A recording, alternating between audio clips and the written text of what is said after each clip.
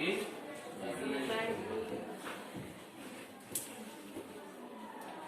Pertama ucapkan terima kasih bagi kita semua, khususnya teman guru yang ambil waktu bisa hadir pada tempat ini.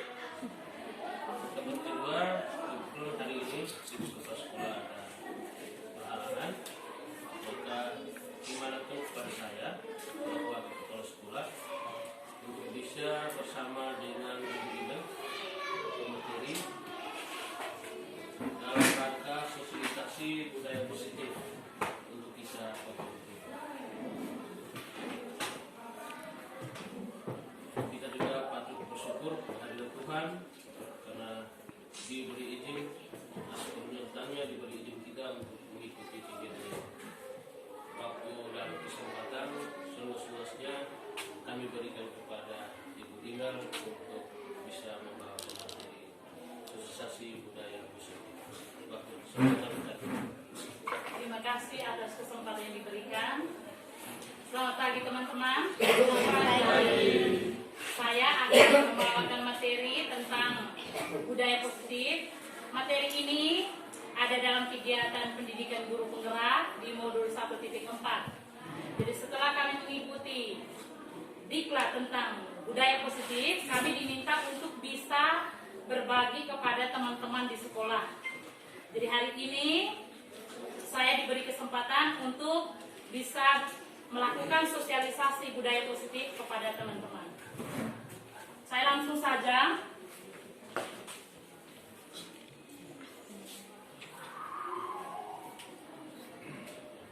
Yang pertama tentang disiplin positif dan nilai-nilai kebajikan universal. Sebelum kita masuk ke materi disiplin positif, pasti kita semua sudah pernah dengar atau sudah pernah melakukan bagaimana kita mendisiplinkan siswa. Jadi sebelum masuk ke materi ini, saya minta dua orang kepalkan tangan.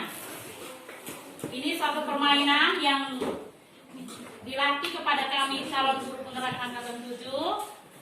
Berhadapan, silakan minta teman di samping untuk membuka kepalan tangan kita, seolah-olah di dalam itu ada sesuatu yang sangat penting. Satu orang buka, jadi di dalam itu ada sesuatu yang penting. Maksudnya begini ya, misalnya saya minta bapak wakil kepala sekolah. Jadi bapak wakil kepala sekolah, di dalam ini ada sesuatu yang sangat berharga dan sangat penting. Jadi saya berusaha untuk membuka. Ini bisa atau tidak? Coba silakan mencoba. Kita tetap kepal kuat. Kita tidak mau sesuatu yang berharga itu keluar dari dalam kepalan tangan kita. Ayo coba. Buka, coba buka, dan di sebelah buka kepala yang kuat. Satu orang kepala, satu orang buka, maksudnya gitu.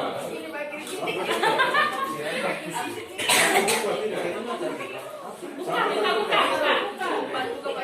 Oke, sudah. Bagaimana, berhasil atau tidak? Tidak. Terima kasih. Jadi sesuatu yang berharga itu hanya kita sendiri yang bisa mengontrol diri kita. Inti dari permainan tadi itu, sesuatu kan sangat berharga di dalam kepala. Orang lain boleh berusaha untuk membuka, tetapi kalau kita tidak mengizinkan, kita tidak mau membuka, berarti tetap tidak bisa. Intinya adalah kontrol itu hanya dari dalam diri kita. Kita hanya bisa mengontrol diri kita sendiri. Ini makna dari disiplin positif.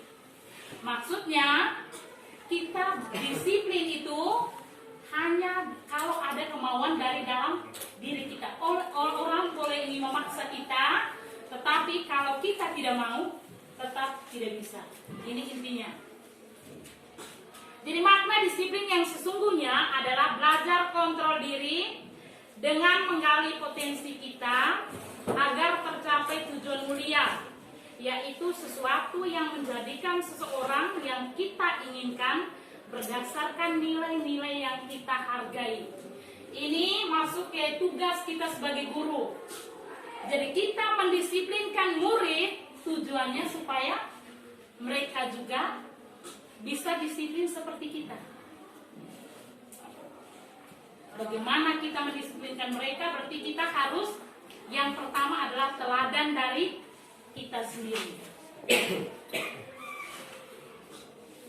Ini yang berikut, nilai-nilai kebajikan universal. Nilai-nilai kebaikan atau kebajikan universal yang secara umum. Yang pertama itu berdasarkan profil pelajar Pancasila. Itu ada beriman, bertakwa kepada Tuhan Yang Maha Esa dan berakhlak mulia, mandiri, bernalar kritis, berkebinekaan global, gotong royong, dan kreatif. Ini nilai-nilai ini yang nanti kita masuk ke keyakinan kelas atau tentang kesepakatan kelas. Kita mau nilai yang mana? Nanti kita pilih. Yang pertama ini dari profil pelajar Pancasila. Yang kedua dari sikap murid. Ini ada toleransi. Jadi murid bagaimana kita mengarahkan mereka supaya bisa toleransi dengan orang di sampingnya. Yang berikut rasa hormat, integritas, mandiri, menghargai, antusias, empati, keingintahuan, kreativitas, kerjasama, percaya diri, komitmen. Ini yang harus dibangun atau harus dibiasakan oleh guru kepada murid, supaya murid kita harus punya sikap-sikap ini. Ini nilai-nilai kebajikan universal. Yang berikut berdasarkan 9 pilar karakter, itu ada cinta Tuhan dan segenap ciptaannya, kemandirian dan tanggung jawab, kejujuran, diplomatis, hormat dan santun, dermawan, percaya diri, kepemimpinan, baik dan rendah hati, toleransi dan kesatuan. Ini materi yang nanti dibagikan. Yang berikut keterampilan hidup, itu dapat dipercaya, lurus hati, pendengar yang aktif, tidak merendahkan orang lain, memberikan yang terbaik dari diri.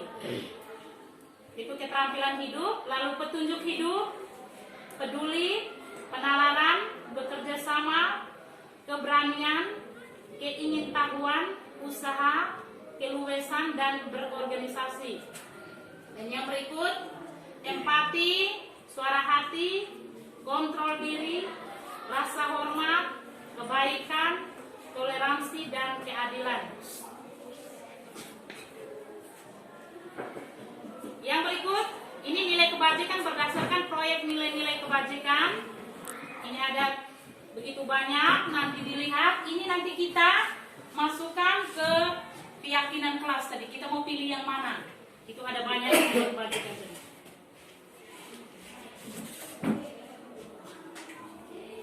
Yang berikut kita masuk ke teori motivasi, hukuman, dan penghargaan serta restitusi.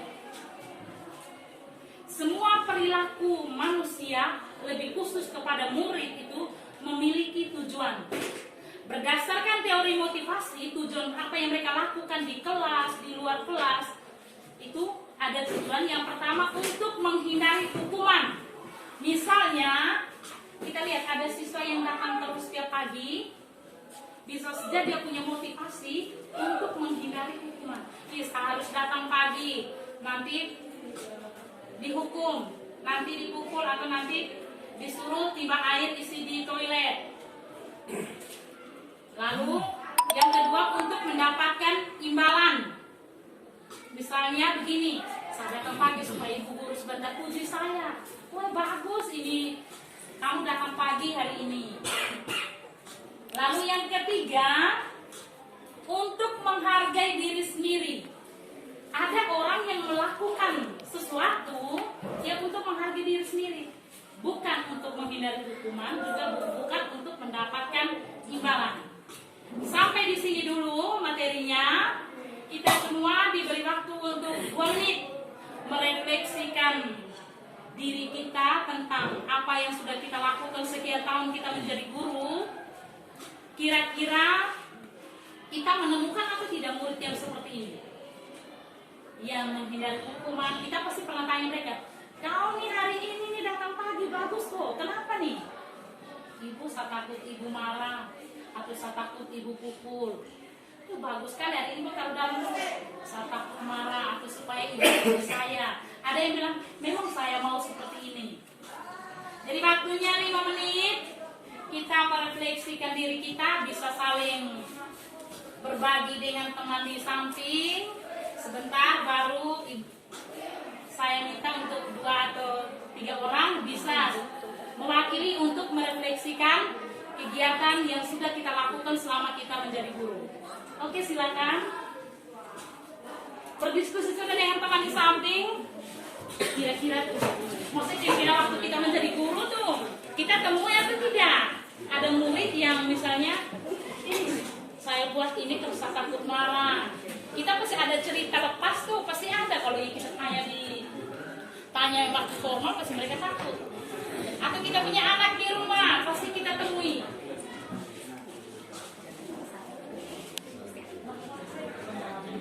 Jadi baik teman-teman, terima kasih Ibu Iben sudah luar biasa membawa ke materi. Dan pada kesempatan ini diberikan untuk kita sendiri kita, guru dan juga orang tua. Saya berpikir waktu dan kesempatan kami berikan seluas-luasnya 2 orang bisa menyampaikan apa yang kalian kami temui sebagai guru dan sebagai orang tua. Waktu dan kesempatan diberikan.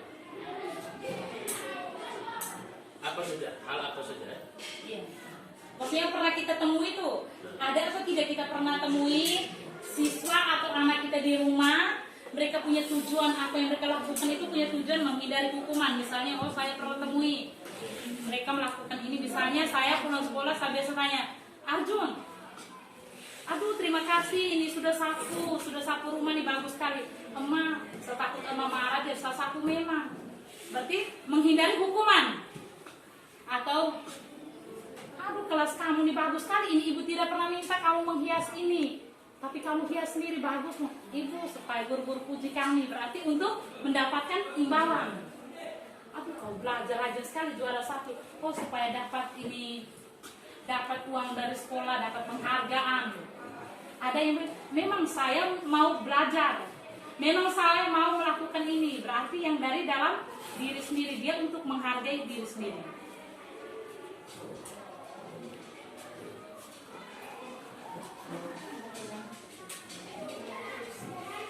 Mbak Aris.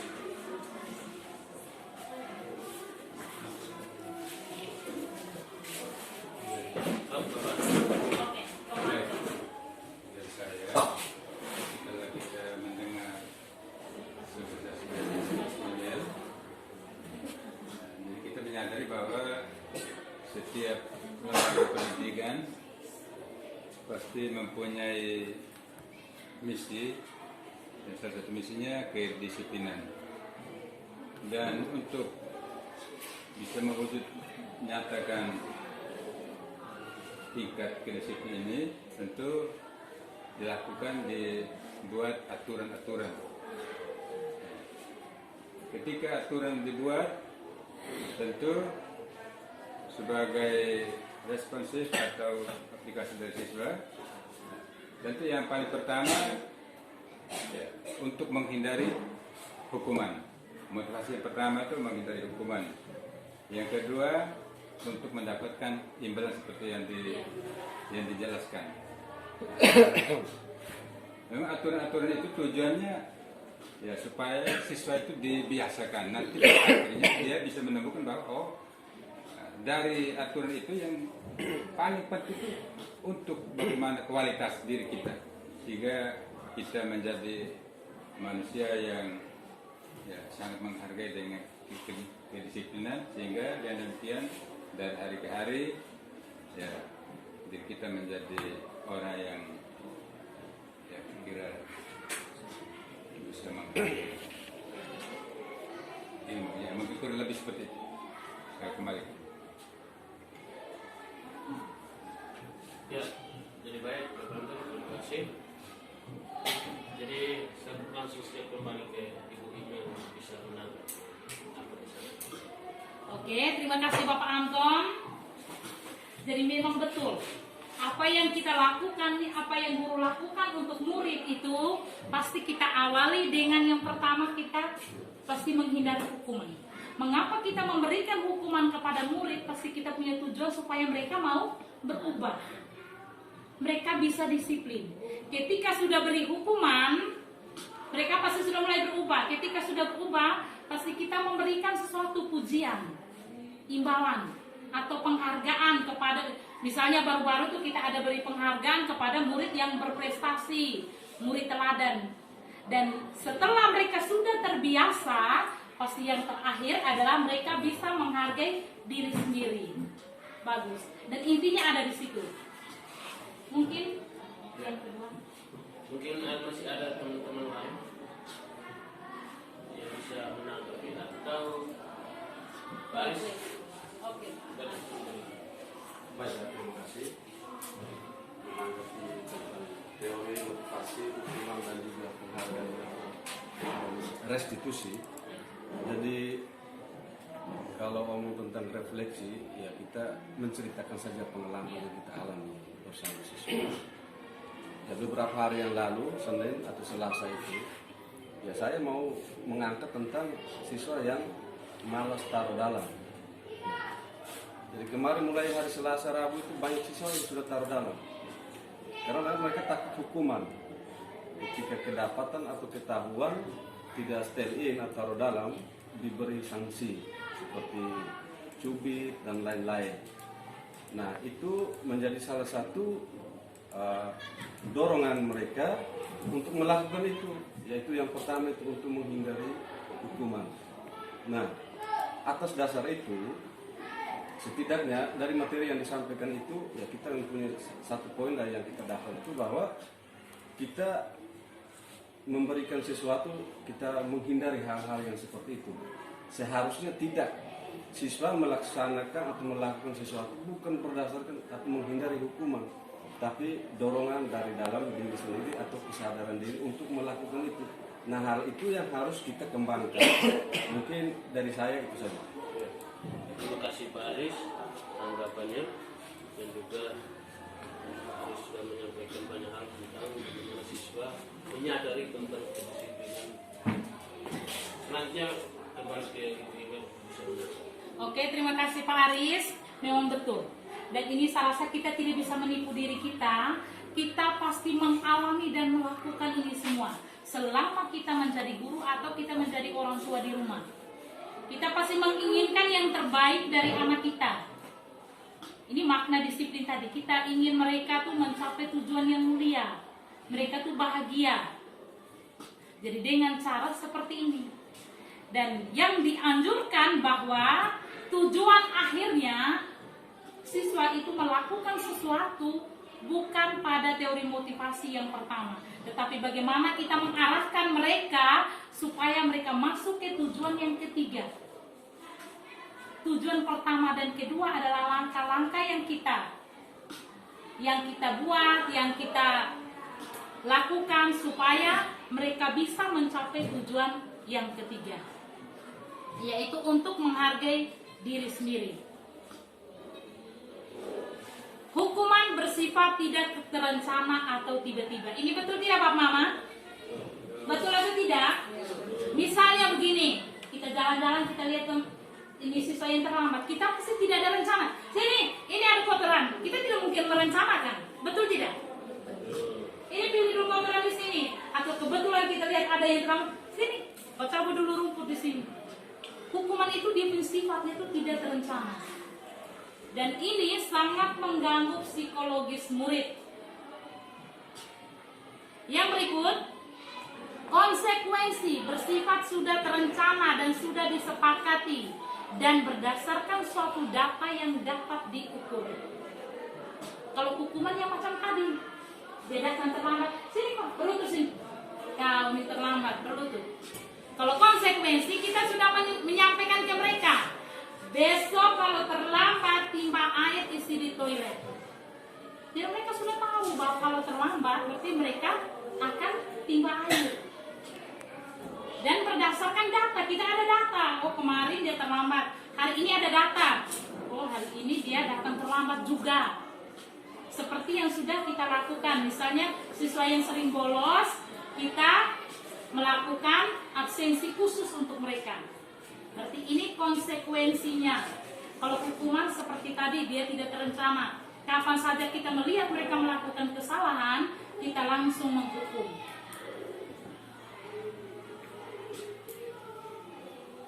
Yang berikut, restitusi.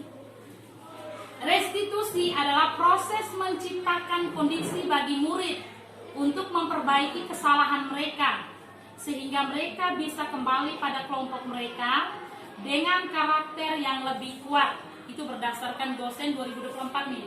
2004. Restitusi ini, jadi yang pertama ada hukuman, ada konsekuensi, dan ada restitusi.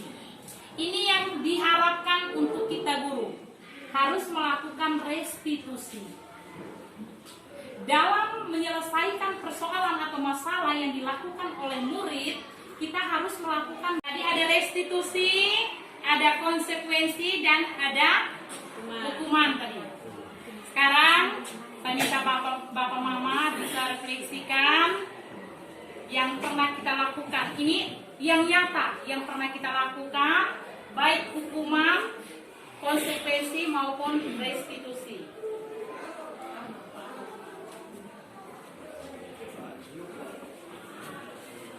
Jadi Pak, waktu kesempatan untuk Pak Aris bisa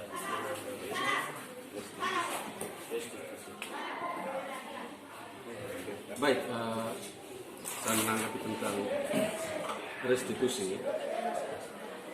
Ini pengalaman di hari Senin ketika saya memberikan pengumuman pulang. Mungkin ada bapak ibu yang saksi waktu itu, termasuk anak-anak. Ketika saya menyampaikan pengumuman, ada 3 orang anak yang bermain, tidak mendengarkan apa yang saya sampaikan. Nah, pada waktu itu saya langsung mengambil tindakan. Itu seperti tadi yang Ibu Imel sampaikan, bahwa hukuman itu kadang-kadang datang tiba-tiba, tidak direncanakan. Nah, dari situ saya memanggil ketiga anak ini untuk ke depan. Saya tanya kenapa ribut dan lain-lain. Nah, diberikan hukuman sebuah tamparan.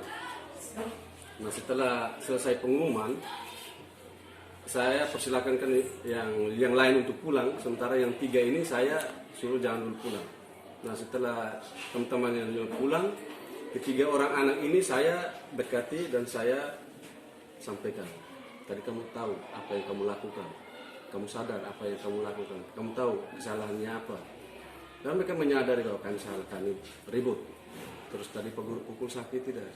Sakit Pak. Oke, kalau begitu Pak Guru minta maaf, lain kali tidak boleh. Nah, ini mungkin saya bertanya, apakah ini masuk restitusi?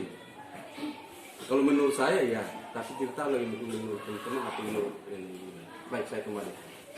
Terima kasih Pak Aris. Jadi pertanyaan apa yang Pak Aris sampaikan itu masuk dalam restitusi? Oke, terima kasih. Jadi yang dilakukan oleh Pak Aris ini, pengalamannya dia itu, yang pertama tadi hukuman. Pak Aris tidak pernah bayang bahwa sebentar waktu dia memberi pengumuman, kalau ada orang yang seperti ini, saya langsung begini. Tetapi gerakan refleks, itu hukuman.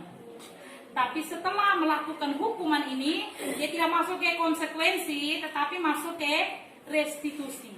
Restitusi itu kegiatan kita, bagaimana cara kita untuk menyelesaikan persoalan yang dihadapi oleh murid kita.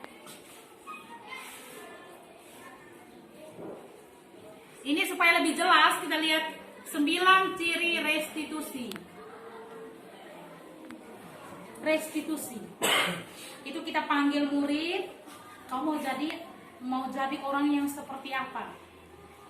Misalnya ada siswa yang terlambat, kita panggil dia, kita langsung tanya dia, oh hari ini terlambat lagi. Ibu juga dulu waktu masuk sekolah juga biasa terlambat karena kami rumahnya jauh.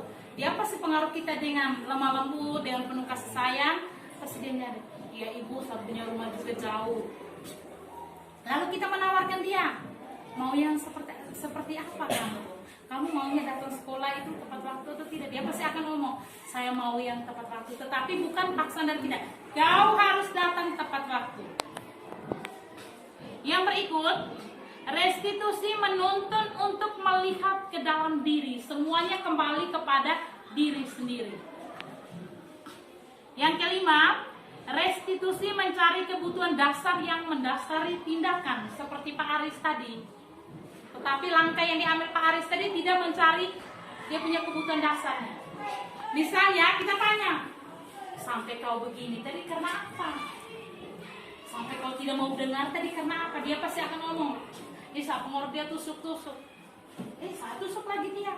Berarti kebutuhan akan kesenangan. Mungkin senang, tertawa mereka kalau buat begitu. Tapi kebutuhan dasar mereka ini kita mengarahkan supaya bagaimana caranya supaya bisa mencapai kebajikan universal tadi.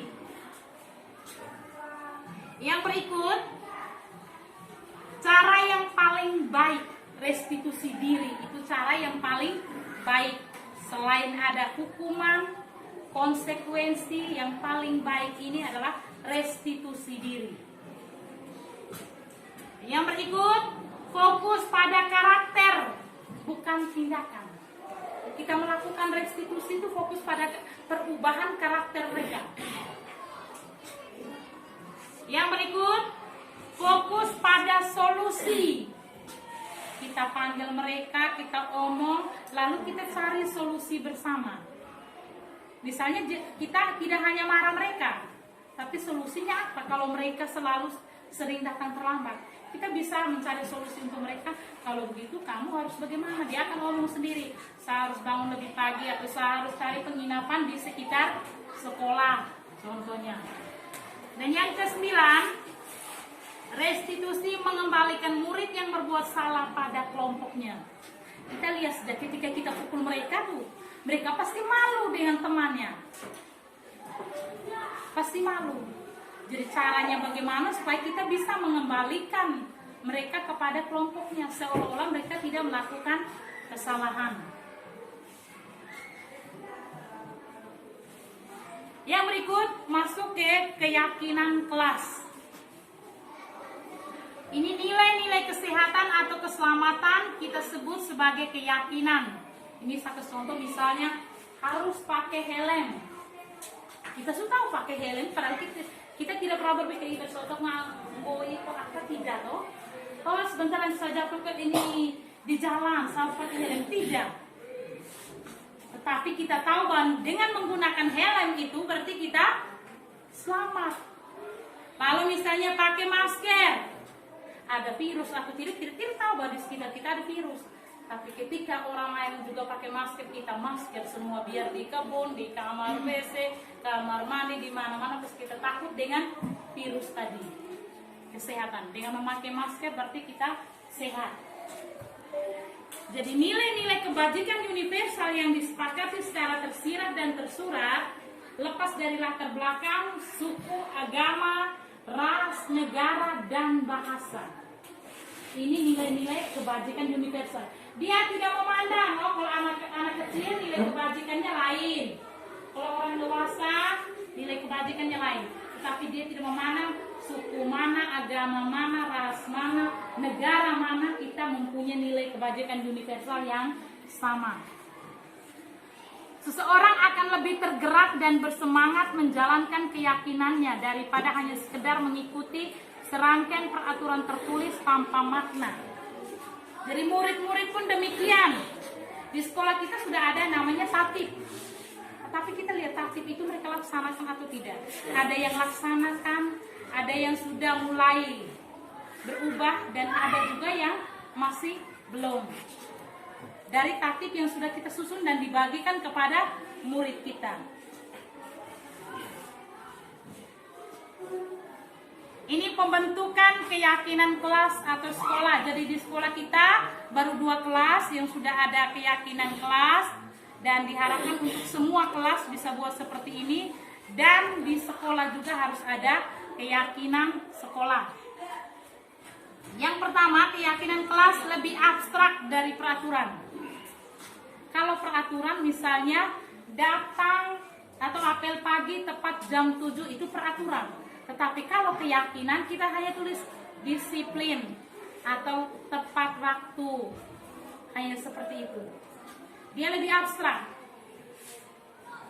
Yang berikut bersifat pernyataan universal yang umum. Yang ketiga, pernyataan dibuat dalam bentuk yang positif. Misalnya kita kasih contoh kalau di tempat-tempat umum itu dilarang merokok. Dia tidak boleh yang ada dilarang, kata tidak, jangan. Misalnya jangan injak taman, tidak boleh. Tetapi kita mungkin tulis di situ jalan di teras begitu, supaya mereka jangan injak di taman. Yang berikut, tidak boleh terlalu banyak keyakinan kelas, tidak boleh terlalu banyak. Dapat diterapkan, kita cari sesuatu yang dapat diterapkan di kelas kita. Jangan sampai kita cari sekolah misalnya sekolah di Karapunya atau ini sekolah-sekolah di Jawa dan mereka mungkin fasilitasnya yang sudah lengkap. Jadi kita ambil mereka punya, kita pasang di kita punya kelas. Tidak bisa, kita cari yang bisa diterapkan di kelas kita atau sekolah kita. Yang berikut, semua ikut berkontribusi. Jadi semua murid itu harus wajib berkontribusi untuk membentuk keyakinan kelas. Yang ketujuh, bersedia meninjau kembali. Keyakinan kelas itu tidak paten. Kita bisa meninjau kembali. Kalau yang ini kita lihat misalnya kita buat pertama 5 dan 5 ini kita lihat sudah banyak berubah.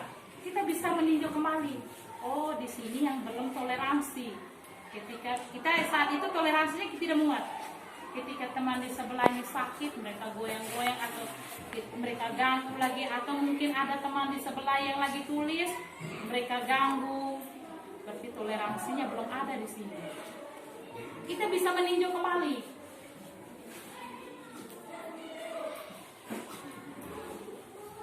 Yang berikut, prosedur pembentukan keyakinan kelas atau sekolah.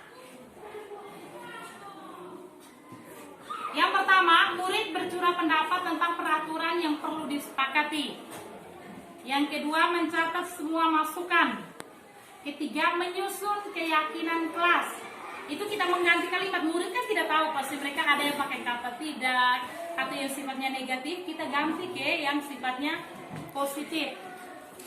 Lalu tinjau ulang keyakinan kelas berdasarkan nilai-nilai kebajikan. Yang berikut, tinjau kembali keyakinan kelas untuk SMP 3-7 sudah. Yang berikut, menyetujui dengan penandatangani keyakinan kelas. Jadi harus disetujui dan mereka tanda tangan. Yang baru-baru yang sudah dibuat itu belum sampai ke tahap penandatanganan. Yang berikut, keyakinan kelas diletakkan di tempat yang mudah dilihat.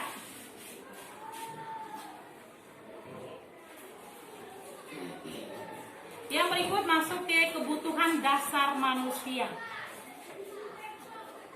Ada 5 kebutuhan dasar manusia, yaitu bertahan hidup, penguasaan, kasih sayang dan rasa diterima, kesenangan dan kebebasan.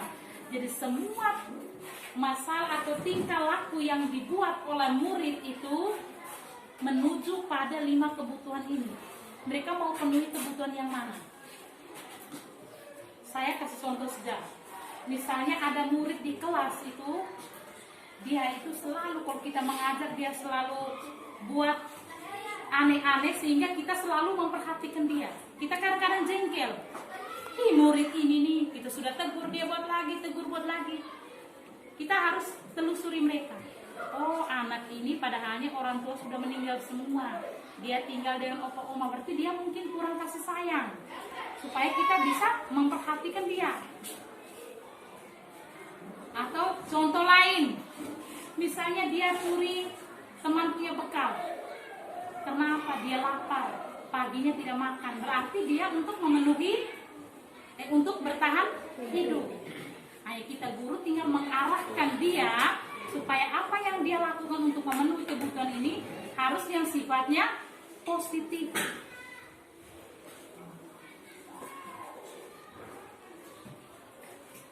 Yang berikut 5 posisi kontrol guru. Jadi guru ini kita tidak pernah menyadari bahwa kita ini ada 5 posisi kontrol, dan ini setelah saya menerima materi ini dan mendapat penjelasan baik dari fasilitator maupun dari instruktur, saya menyadari pada selama ini yang kami buat ini. Ada 5 posisi kontrol guru, yaitu penghukum, pembuat merasa bersalah, teman, pemantau, dan manajer. Untuk 5 posisi kontrol ini bisa lihat di layar sana. Jadi yang penghukum dan pembuat merasa bersalah itu identitas gagal. Lalu identitas berhasil atau sukses itu masuknya teman dan pemantau. Dan identitas berhasil atau sukses ini yang ke kontrol diri itu sebagai manajer.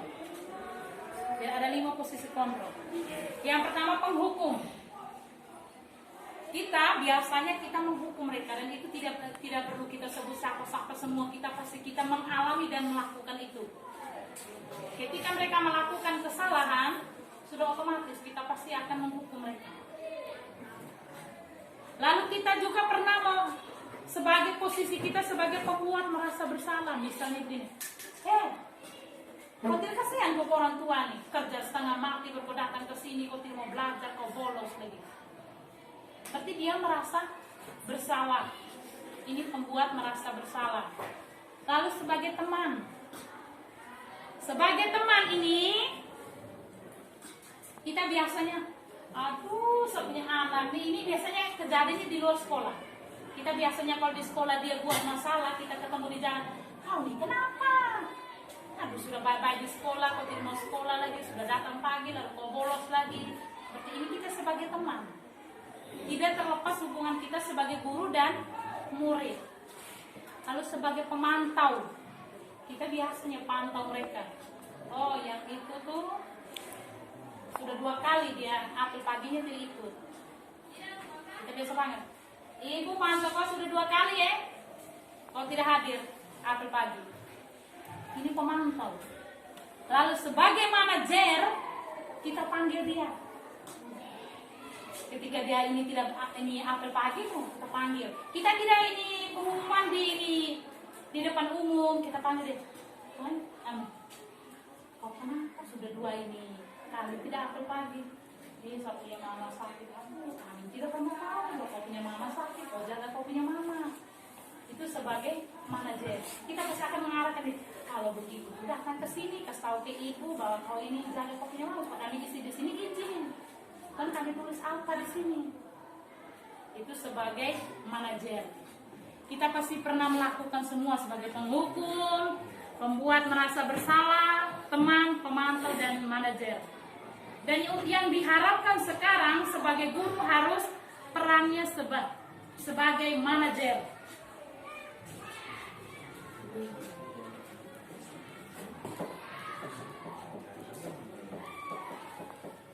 Yang berikut, segitiga restitusi. Yang pertama, menstabilkan identitas.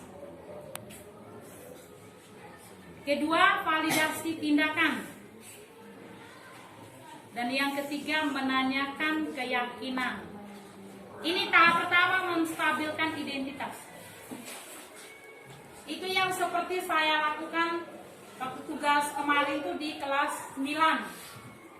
Yang pertama, ketika siswa itu bermasalah, kita menstabilkan dulu identitasnya dengan mengajukan pertanyaan. Ada 5 ini.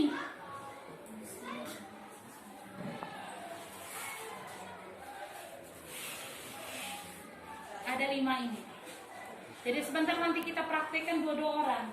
1 sebagai murid, 1 sebagai guru. Kita mempraktekkan segitiga restitusi.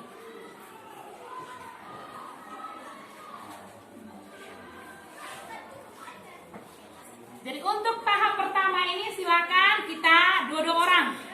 Ayo dengan teman di samping, tentukan siapa jadi guru, siapa jadi murid. Lalu menentukan masalah masalahnya. Sebentar nanti presentasikan di depan.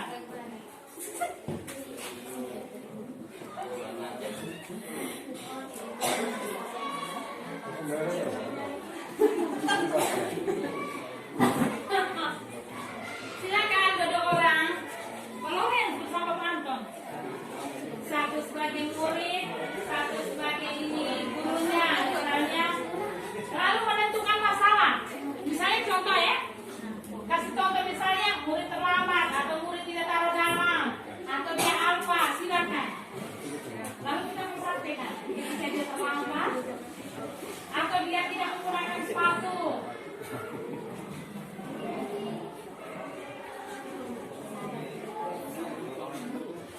Ini bertiga. Ini bertiga. Terus bagi murid. Satu sebagai ini. Seolah-olah kita sama yang sama. Contohnya.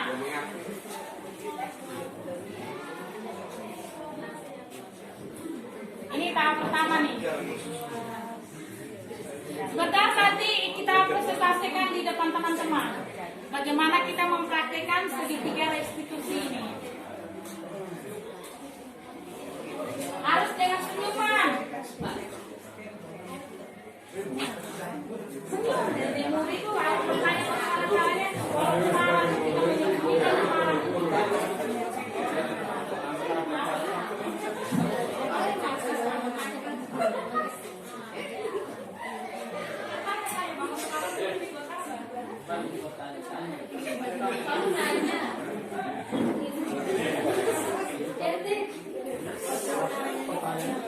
Ya, pertanyaannya ini.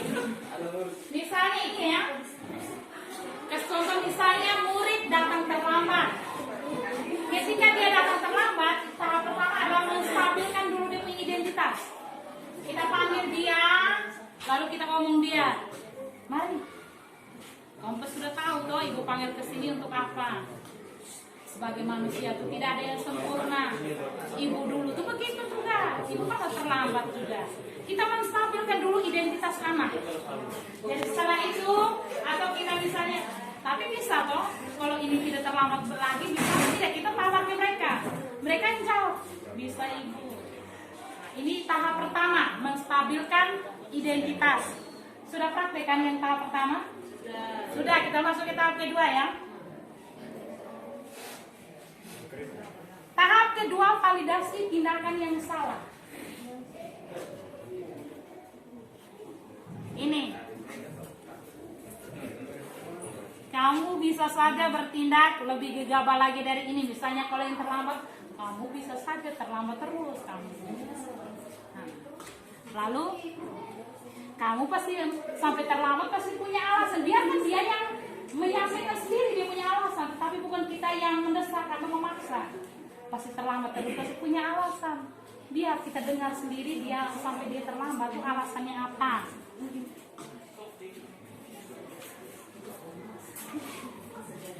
Kalau kamu melakukannya karena mempertahankan sesuatu yang penting bagimu. Mungkin kamu bisa mempelajari suatu perilaku baru yang lebih efektif. Bersediakan kamu mempelajari. Misalnya dia terlambat, dia alasannya misalnya, ibu saya punya rumah jauh sekali. Ya betul, ibu memahami kau punya rumah jauh. Tapi kau mau tidak supaya ini tidak terlambat? Mau memperbaiki yang selama ini terlambat terus, mau tidak? Dia jawab sendiri, oh saya mau.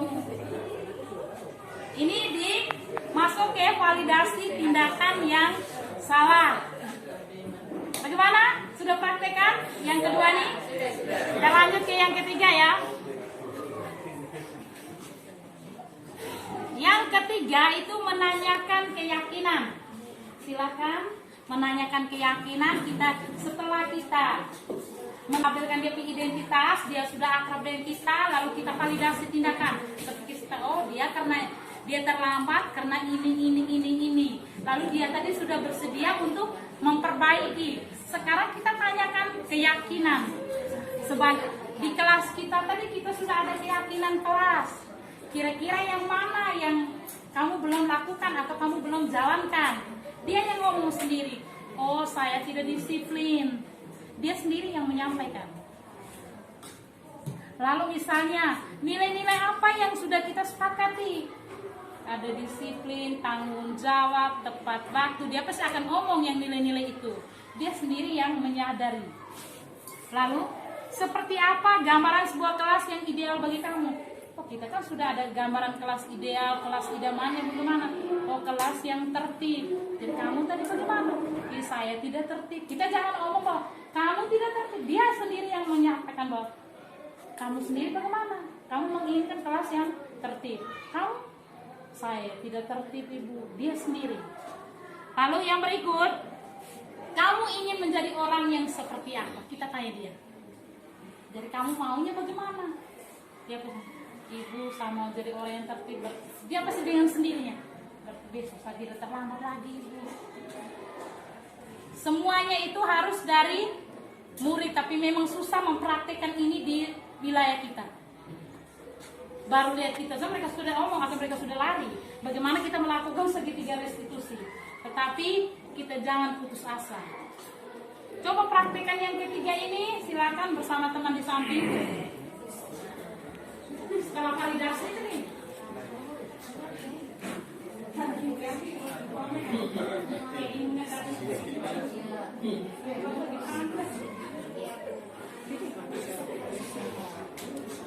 Ayo.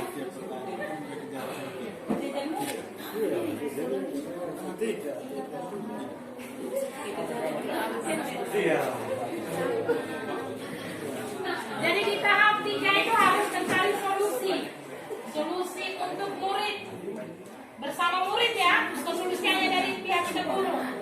Harusnya bagaimana? Oh, saya harus begini.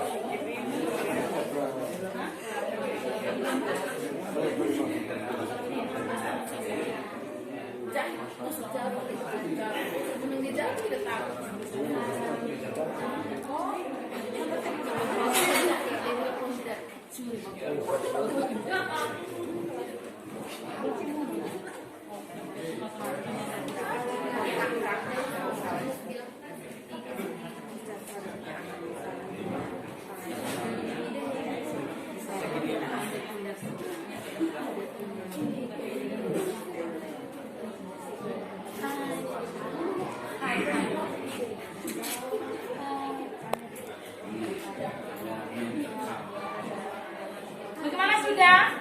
Sudah, oke. Kalau sudah, nanti saya minta cukup 2 kelompok.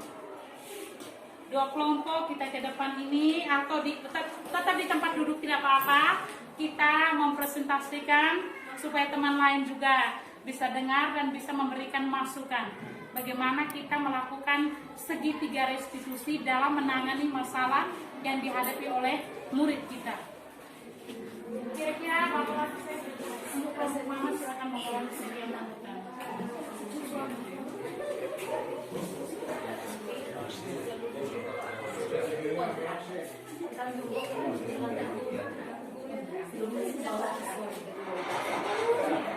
Jadi baik teman-teman, begini kita sudah siap bisa maju ke depan.